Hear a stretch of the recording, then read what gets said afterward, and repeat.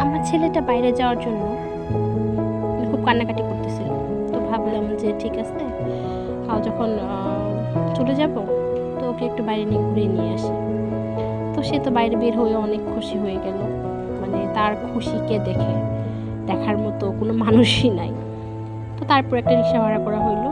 তো সেই রিক্সা উঠলো, ওঠার পরে আমরা চললাম আমাদের গন্তব্যে। তো আজকে হচ্ছে আমরা ওই উপজেলায় যাব, একটা ধামরাই। মানে আমার কাছে এটা খুব ভালো লাগে। এই তো ফ্রিতে মানে বানর দেখা গেল। এটা হচ্ছে আমাদের কি বলবো, এটাই আমাদের মানে পাওয়া। তো সে তার নানুর সাথে হাঁটি পাপা করে হেঁটে চলেছে। মানে তার দুষ্টুমিতে কোনো অংশে বাদ নাই। সে চলতেছে, দুষ্টুমি করতেছে। এই তো পানসি, এটা হয়তো বা পানসি, আমি সঠিক জানি না। তো ব্যাপারটা আমার খুব ভালো লাগে। আয়েস ছোট, এর জন্য কোনোভাবেই মানে এটাতে আমার খালামণি উঠতে দিবে না। তো যাই হোক, আমরা আবার হাঁটলাম বাসায় চলে আসবো, এর জন্য ঘোরাঘুরি শেষ।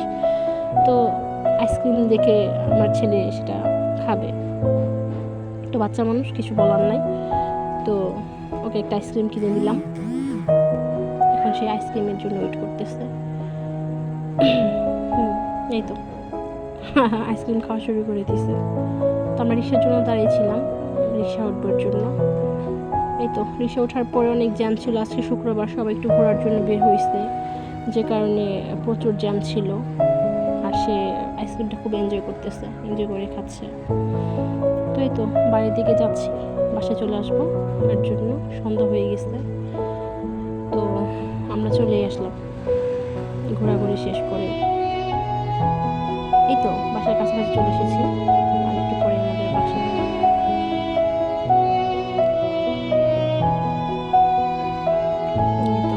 চলে আসলাম। রুমে যাবো।